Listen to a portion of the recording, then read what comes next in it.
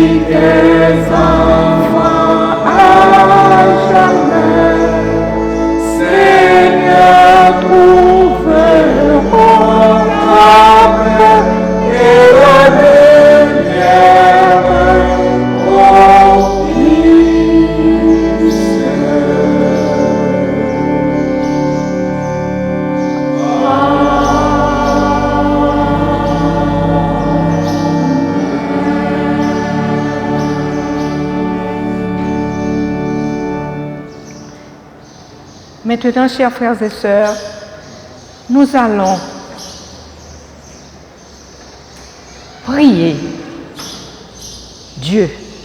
Nous allons le prier en adoration et en confession. Disposez-vous à prier.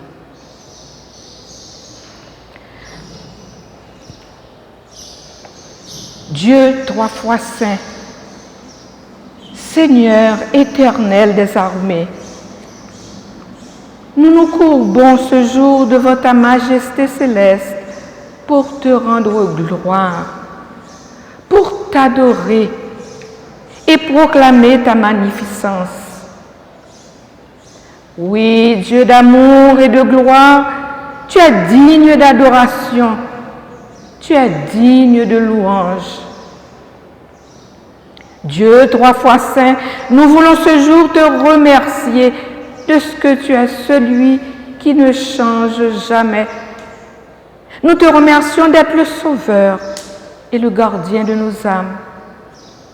Merci aussi, Seigneur, d'être notre salut et notre justice. Père Céleste, nous te remercions de nous permettre de pouvoir célébrer ta gloire et ta toute puissance ce jour. Nous voulons que tu acceptes nos prières et nos chants d'adoration et surtout qu'il nous transforme par l'Esprit Saint. Père Céleste, Dieu d'amour, Dieu de miséricorde, nous venons te prier en t'adorant, en te louant, en te contemplant et en méditant en ta présence. Nous nous réjouissons dans la prière car toi, Père Céleste, tu es bonheur, tu es joie, tu es amour. Ô Père Saint, nous venons à toi tout en sachant que nous ne sommes pas dignes de ton salut, mais nous souhaitons établir une vraie relation avec toi. La Bible dit que c'est par la grâce que nous sommes sauvés, par le moyen de la foi. Mais cette grâce ne vient pas de nous. C'est le merveilleux don que tu nous offres. Maintenant, Seigneur, nous confessons que nous sommes pécheurs vis-à-vis de toi et d'autrui. Nous demandons ton pardon et ta purification par le précieux nom de ton Fils Jésus-Christ, le donneur de la vie. Nous croyons qu'il est mort et qu'il est ressuscité afin de nous donner la force de vaincre le mal. Dieu d'amour, Dieu de paix, nous te demandons d'entrer dans notre vie. Nous t'appelons à entrer dans notre vie pour nous aider à apprendre comment vivre victorieusement jour après jour. Toi, dans notre vie. Nous sommes certains de l'assurance du pardon et de l'assurance de l'amour et de la miséricorde. Oui, Seigneur Dieu, nous avons l'assurance de ton pardon, car nous avons la certitude que si nous confessons nos péchés, tu nous pardonneras et nous purifieras, car tu es et demeures fidèle et juste. Dans nos ténèbres, Seigneur, sois la lumière de nos pas. Dans nos faiblesses, Seigneur, sois la force de nos cœurs. Pardonne-nous le péché et aide-nous à nous tourner toujours vers toi. Amen. Nous allons maintenant, pour continuer notre service d'adoration, entonner le cantique numéro 174, français et sous les ailes de la foi 405. Pleine paix. Jésus en ta présence. Pleine paix, soutenu par ta main, pleine paix, gardé par ta puissance, pleine paix, tout le long du chemin.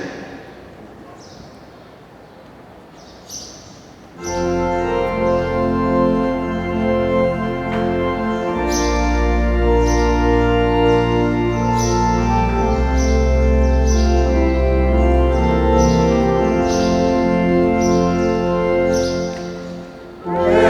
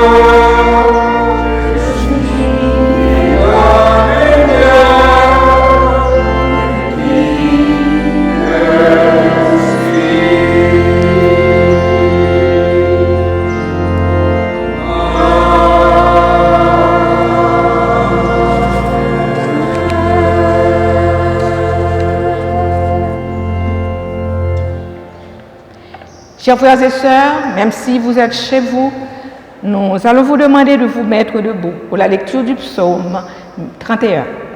Vous allez faire cette lecture avec nous. Psaume 31. Éternel, je cherche en toi mon refuge. Que jamais je ne sois confondu. Délivre-moi de ta justice. Incline vers moi ton oreille. À toi de me secourir. Sois pour moi un rocher protecteur, une forteresse où je trouve mon salut. Car tu es mon rocher, ma forteresse. Et à cause de ton nom, tu me conduiras, tu me dirigeras. Tu me feras sortir du filet qu'ils m'ont tendu, car tu es mon protecteur. Mais en toi, je me confie, ô Éternel. Je dis, tu es mon Dieu. Mes destinées sont dans ta main. Délivre-moi de mes ennemis et de mes persécuteurs. Amen. Entonnons ensemble la doxologie.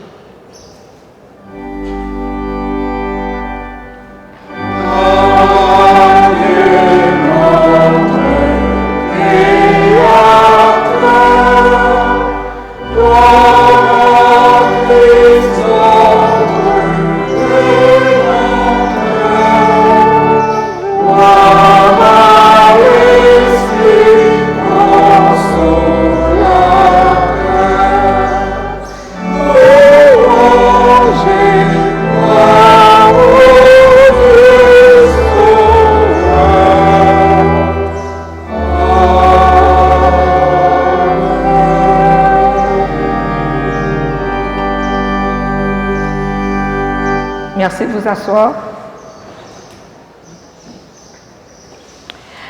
Bien-aimés dans le Seigneur, frères et sœurs, que la paix de Dieu soit avec vous. Je vous salue avec une grande joie ce matin. Le surintendant, pasteur Christelle Lelièvre, le messager du jour, frère Jean-Germy Joseph, et les économes de la congrégation se joignent à moi pour vous souhaiter la plus cordiale bienvenue à ce culte d'adoration que nous offrons à notre Dieu d'amour.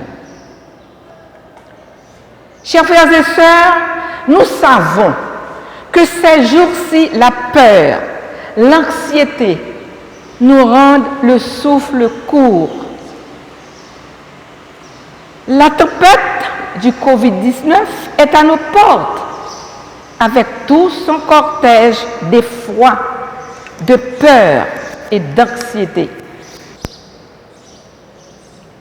Mais rappelons-nous que Jésus n'est pas sourd à la peur et aux tempêtes. En effet, dans l'évangile de Marc, chapitre 4, les versets 35 à 41, Jésus demande à ses disciples de traverser un lac sur lequel de grands vents se lèveraient. Cette nuit-là, la tempête a mis ses pécheurs à rude épreuve et a fini par avoir raison d'eux. Ils avaient cru que leur dernière heure était arrivée. Mais Jésus a calmé les eaux déchaînées en menaçant le vent et dit à la mer, « Silence, tais-toi ». De même, chers frères et sœurs, Jésus nous invite, dans ces jours où nous nous confrontons à cette pandémie qui menace nos vies, notre quiétude, notre avenir, il nous demande à lui faire confiance, car il apaise les vents et les vagues. Il apaise nos cœurs et nous aide à lui faire confiance. Appuyons-nous donc avec foi en sa puissance, car soyez certains, il intimera à nos tempêtes, nos peurs, notre anxiété, l'ordre de se calmer. Il dira, silence, taisez-vous. Bienvenue encore à vous et souhait d'un excellent culte d'adoration. Merci.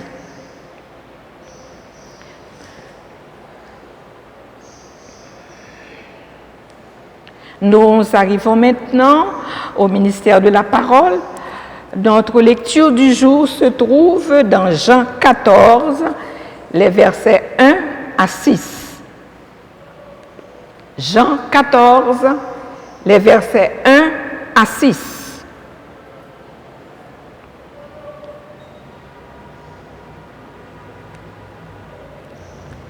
Que votre cœur ne se trouble point. Croyez en Dieu et croyez en moi. Il y a plusieurs demeures dans la maison de mon Père. Si cela n'était pas, je vous l'aurais dit. Je vais vous préparer une place. Et lorsque je m'en serai allé et que je vous aurai préparé une place, je reviendrai et je vous prendrai avec moi, afin que là où je suis, vous y soyez aussi. Vous savez où je vais et vous en savez le chemin. Thomas lui dit, Seigneur, nous ne savons où tu vas. Comment pouvons-nous en savoir le chemin? Jésus lui dit, je suis le chemin, la vérité et la vie. Nul ne vient au Père que par moi. Amen. Maintenant, chers frères et sœurs, disposez votre cœur, disposez votre esprit pour écouter le message que Dieu a placé sur les lèvres de notre frère Jean Gerby Joseph. Le thème de son message, c'est « Je suis en paix ». Le thème de notre méditation, je suis en paix. Je suis en paix. Je voudrais vous poser cette question. Êtes-vous en paix? Je suis en paix. Prions Dieu. Ô Saint-Esprit, viens nous enseigner en cet instant le secret de la paix dans ce monde troublé. Amen. Chers frères et sœurs et amis qui nous recevez à travers les réseaux sociaux, vous et nous qui sommes contraints de nous confiner pour mieux nous protéger. Vous et nous qui nourrissons ce grand désir de nous retrouver bientôt ensemble pour exalter le nom de notre Seigneur Jésus-Christ. Frères et sœurs bien-aimés, que la grâce et la paix du Seigneur soient avec vous tous, soient avec vous toutes. Nous vivons une époque plus que toute autre, marquée par la peur et l'incertitude. La peur, car avant d'être chrétiens, nous sommes humains. Et ce mal, cette pandémie qui nous guette, est physique. Elle affecte notre organisme. Cette époque, disons-nous, est marquée non seulement par la peur, mais également par l'incertitude. De quoi notre lendemain sera fait? Notre vie sera-t-elle la même après cette crise du coronavirus, baptisée Covid-19 par les scientifiques? Que deviendront nos projets dans un monde ruiné économiquement. Ce sont là des questions judicieuses qu'un humain peut se poser. Cependant, malgré les multiples raisons que vous avez d'avoir peur et d'être inquiet, je veux rappeler pour vous ce matin, ce soir, selon votre heure d'écoute, que nous avons un Sauveur qui a triomphé des menaces et des incertitudes de ce monde. Si vous êtes confinés chez vous, si vous êtes en train de vous fuir l'un l'autre, et c'est là le grand paradoxe de notre monde, je te fuis parce que je t'aime. Je te fuis parce que je veux te protéger. Si vous êtes en train de vous fuir l'un l'autre, mes frères et sœurs, sachez que la vie de notre Seigneur Jésus-Christ a été une vie de confinement. Pour sauver l'humanité déchue, le Seigneur Jésus a dû se dépouiller, c'est-à-dire se confiner dans un corps qui n'est pas le sien. Quel paradoxe! Dieu est né dans un corps humain. Il est l'Emmanuel de ceux qui le reçoivent dans leur vie. Le prophète Ésaïe nous décrit sa vie comme une vie d'isolement dans Ésaïe 53. Lors de sa naissance, aucun hôpital n'a été disponible pour le recevoir. C'est dans la compagnie des animaux qu'il a dû se confiner. Et cela n'a pas été assez. Ses parents, je dirais sa mère, devaient fuir avec lui en Égypte pour échapper à la fureur démentielle du roi Hérode. 40 jours, 40 nuits dans le désert, c'était encore une forme de confinement dans le cadre de son ministère. Mais le plus grand confinement de notre Seigneur a été celui de la croix. Ce confinement est le plus odieux qui soit. L'abandon total de Dieu, ne serait-ce que pour 3 heures de temps. Jésus a connu la déréliction pour nous. Il a été abandonné par Dieu à cause de nous, à cause de nos péchés. Il a ressenti tout le poids de cet abandon et s'est écrié: mon Dieu, pourquoi m'as-tu abandonné? Matthieu 27, verset 46, Marc 15, verset 34. Le Seigneur était au point de terminer son ministère terrestre et il annonce à ses disciples les événements non moins troublants qui accompagneraient son retour vers son Père. Les déclarations du Maître ont troublé les disciples. C'est dans ce moment de peur et de certitude que le Seigneur leur adresse cette parole. Que votre cœur ne se trouble point. Croyez en Dieu et croyez en moi. Jean chapitre 14, verset 1er.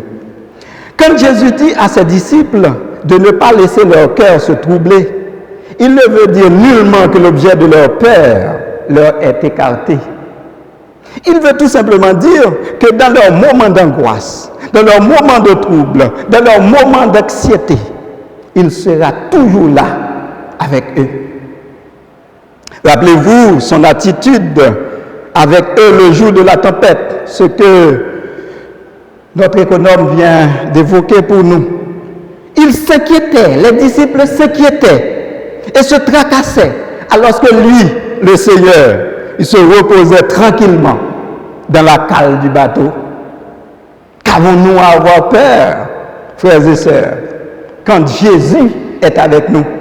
Qu'avons-nous à avoir peur quand Jésus est au milieu de nous? N'est-ce pas l'auteur du cantique 88 français des Chants d'Espérance qui nous dit: Jésus est au milieu de nous, son regard s'abaisse sur nous, sa douce voix, l'entendez-vous? Je veux vous sauver tous. Humainement, le trouble des disciples était compréhensible. Il vient suite aux annonces faites par le Seigneur lui-même.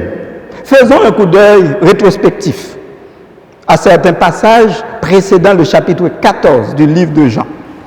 Dans le livre de Jean, chapitre 6, le verset 70, voyons ce que Jésus dit à ses disciples. Jésus leur dit que l'un d'entre eux est un démon. L'un d'entre eux est un démon. Mais qui? Personne. Mais si c'est personne, c'est aussi tout le monde, puisque Jésus n'avait encore dit qu'il s'agissait de Judas Iscariote. Suite à une telle dénonciation, si l'on n'est pas traître, on doit s'inquiéter. Dans Jean chapitre 12, le verset 25, Jésus leur disait, « Celui qui aime sa vie la perdra. Et celui qui est sa vie dans ce monde la conservera pour la vie éternelle. » Plus loin au chapitre 13, le verset 33, Jésus dit également, « Mes petits enfants, je suis pour peu de temps encore avec vous. Vous me chercherez, c'est-à-dire vous ne me trouverez pas. » Et il dit encore, « Vous ne pouvez venir où je vais. » Et qui pensaient que Jésus allait être roi et eux, ses ministres. Maintenant, il leur parle de sa mort prochaine. À Simon-Pierre, Jésus dit, « En vérité, je te le dis, le coq ne chantera pas que tu ne m'aies renié 3 fois. » Jean chapitre 13, verset 38. Ce sont des paroles qui inquiètent. Et pourtant, nous disons que nous sommes en paix. Nous sommes en paix. Oui, nous sommes en paix. Pourquoi ne devrions-nous pas avoir peur quand l'objet de la peur est là? Pourquoi suis-je en paix alors que tout autour de moi se répand la panique? Je vais évoquer 6 raisons pour lesquelles nous sommes en paix, pour lesquelles je suis en paix. Je suis en paix, c'est-à-dire chacun de nous. Je suis en paix, premièrement, parce que Jésus me demande de ne pas avoir peur. Celui qui me demande de ne pas avoir peur est un expérimenté, un habitué à la souffrance et à la misère humaine. Dans les moments difficiles, on fait appel à des hommes et à des femmes d'expérience. Dans le cas de cette maladie, c'est ce que font tous les pays. Je ne sais pas si chez nous, c'est la même chose qui se fait. Mais il fait appel à des hommes, à des femmes expérimentées en la matière. Jésus est un expérimenté, c'est un habitué à la souffrance humaine. Et c'est lui qui me demande de ne pas avoir peur. Et comme il a triomphé des douleurs de ce monde, il me fera triompher en ces jours de malheur. Je suis en paix, deuxièmement, je suis en paix, car Christ m'a fait un don merveilleux. Vous savez quel est ce don-là? La foi. La foi. Je suis en paix, car Christ m'a fait ce don, la foi. Écoutez ce qu'il dit à ses disciples. Que votre cœur ne se trouble point. Croyez en Dieu et croyez en moi. La foi, c'est non seulement cette ferme assurance des choses qu'on ne voit pas, mais c'est aussi le fait de croire que ce que Dieu nous dit dans sa parole est vrai. C'est lui qui me dit, tu ne craindras ni les terreurs de la nuit, ni la flèche qui vole de jour, ni la peste qui marche dans les ténèbres, ni la contagion qui frappe en plein midi. Psaume 91, les versets 5 et 6. Je prends le Seigneur au mot. Lui qui n'est pas un Dieu pour mentir. La conséquence de tout cela est que je suis en paix. Je suis en paix, troisièmement, car ma demeure est assurée auprès du Père. L'une des crises qui suit cette crise du coronavirus, c'est la crise du logement, un peu partout à travers le monde entier. Mais je suis en paix, car ma demeure est assurée auprès du Père. Jésus dit à ses disciples et à chacun de nous, il y a plusieurs demeures dans la maison de mon Père. Si cela n'était pas, je vous l'aurais dit. Je vais vous préparer une place. Et lorsque je m'en serai allé et que je vous aurai préparé une place, je reviendrai, je vous prendrai avec moi, afin que là où je suis, vous y soyez aussi. Jean 14, verset 2, verset 3. Le texte nous dit, il y a plusieurs demeures dans la maison de mon Père. Plusieurs. À quoi cela vous fait penser? Quand vous allumez votre télé, le message que vous recevez est ceci: restez chez vous. Le déplacement est interdit. Les visites sont prohibées. Alors que dans le ciel, il est fait mention de plusieurs demeures. Et si au ciel, il y a plusieurs demeures, je pourrais passer d'une demeure à une autre, ne serait-ce que pour des visites. Donc, au ciel, c'est le non-confinement. Les restrictions d'ici-bas ne tiendront plus là-haut. Je suis en paix, quatrièmement, car j'ai trouvé la voie. J'ai trouvé la voie. Jésus est le chemin qui mène au ciel. L'as-tu trouvé? Je m'adresse à toi. L'as-tu trouvé? Si vous êtes encore inquiet pour votre sécurité, il est sûr que vous n'avez pas encore une destination. C'est encore plus vrai que vous ne savez pas le chemin qui conduit à cette destination. Jésus est ce chemin qui mène à la vie éternelle. Je suis le chemin, dit Jésus. Nul ne vient au Père que par moi. Jean chapitre 14, verset 6a, verset 6d. Je suis en paix, cinquièmement, car j'ai trouvé la vérité. J'ai trouvé la vérité. Je voudrais vous proposer une définition assez simple de la vérité.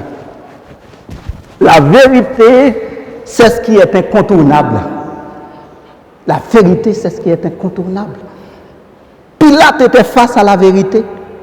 Il devait confesser Jésus ou le crucifier. Il a choisi de le crucifier. Mais il a choisi quand même. Jésus est incontournable. Il faut choisir. Vous voyez comment il a voulu esquiver la situation, mais il devait prendre une décision. Il a choisi. Jésus est incontournable. C'est lui, la vérité. Jésus est cette pierre d'achoppement. Ou prendre, ou pas de problème. Ou pas prendre, ou un problème plus raide. Mais plutôt prendre, parce que si vous prenez là-bas la vie éternelle.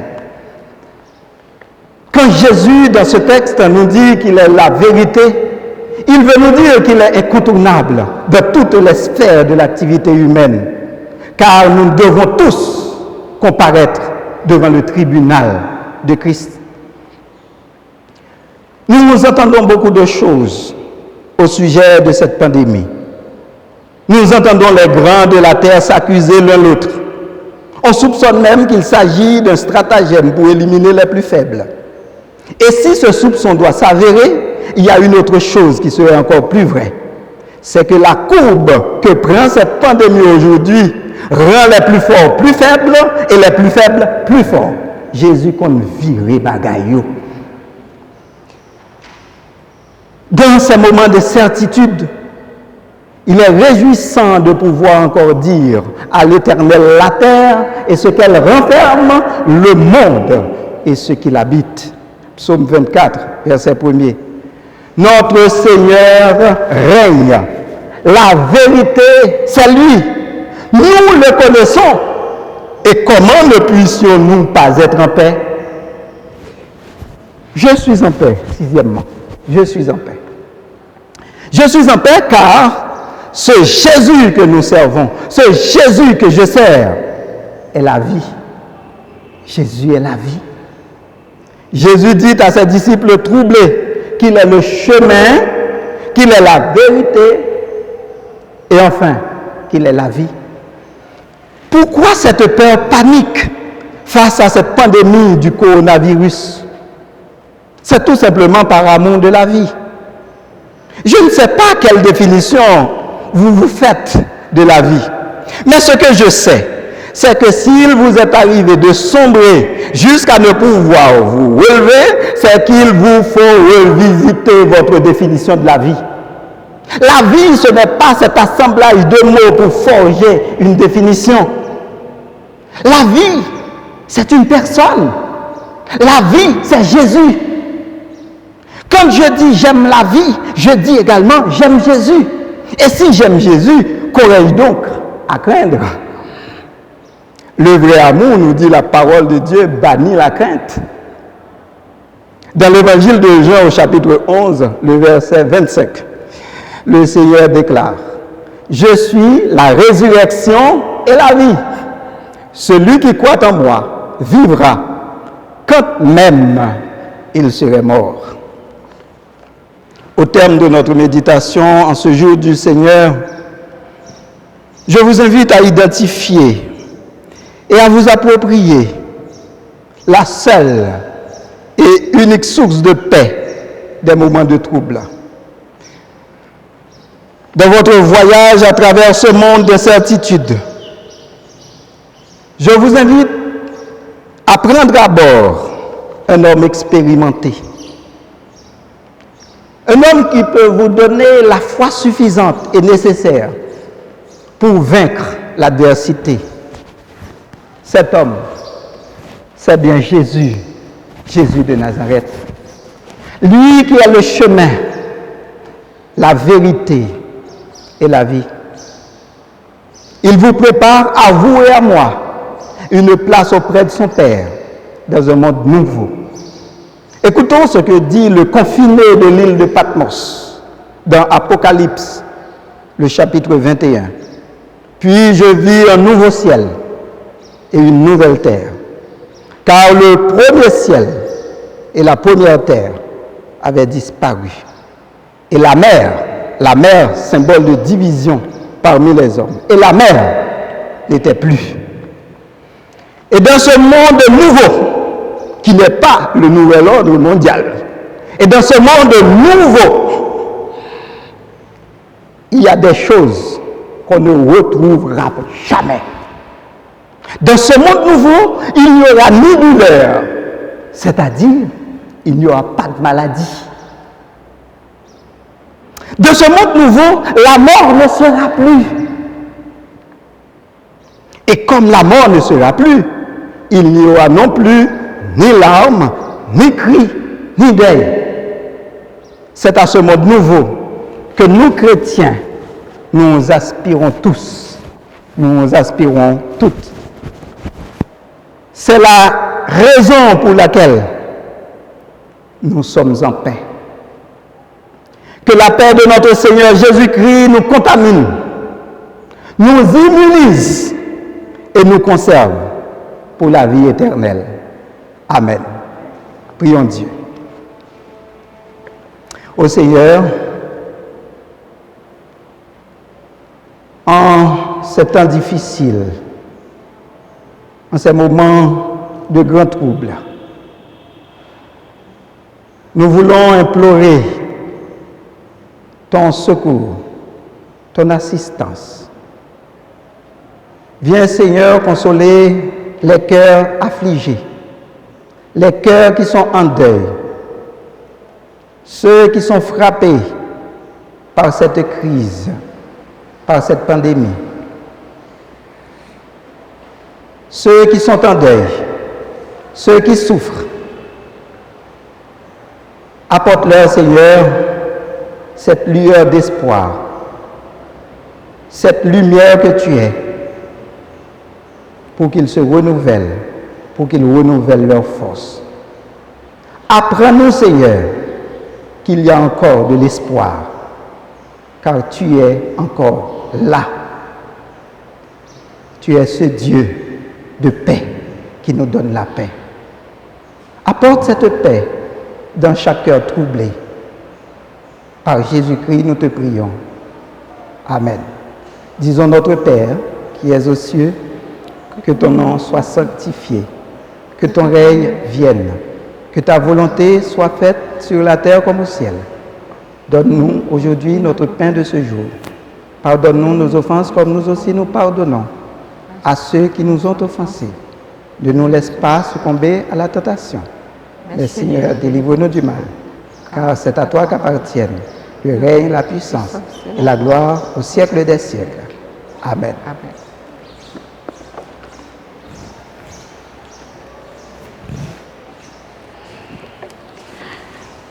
Nous allons maintenant vous faire deux petites annonces qui sont préparées pour vous.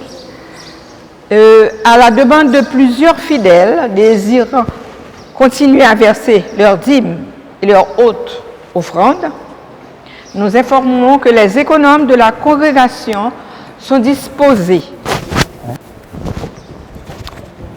à les aider, et les économes leur demandent de leur faire un petit coup de fil et ils pourront les aider pour effectuer leur offrande au Seigneur.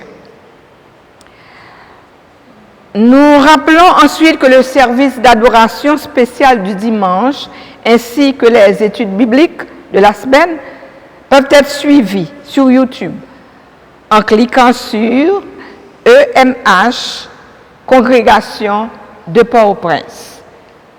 C'est tout ce que nous avons comme annonce pour aujourd'hui. Et maintenant, pour clôturer notre culte d'adoration, nous allons vous demander, même si vous êtes chez vous, de vous mettre debout pour entonner avec nous le cantique numéro 307, français. Chant d'espérance français 307. Quelle assurance, je suis sauvé. Quel avant-goût du ciel m'est donné. Né de l'esprit, baptisé de feu, créé de nouveau, je vis pour Dieu.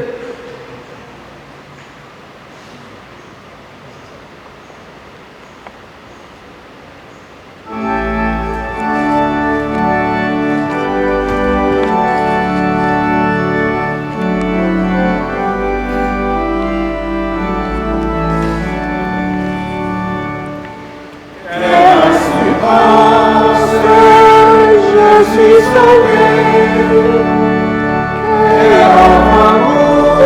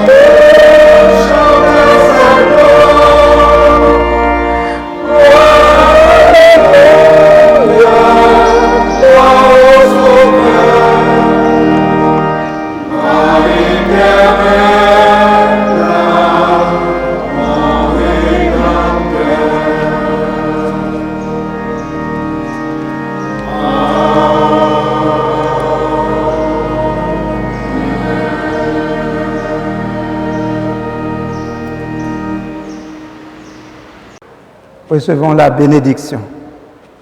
Que la grâce de notre Seigneur Jésus-Christ, l'amour de Dieu notre Père, la douce et intime communication du Saint-Esprit soit et demeure sur chacun de nous, dès à présent et pour toujours. Amen.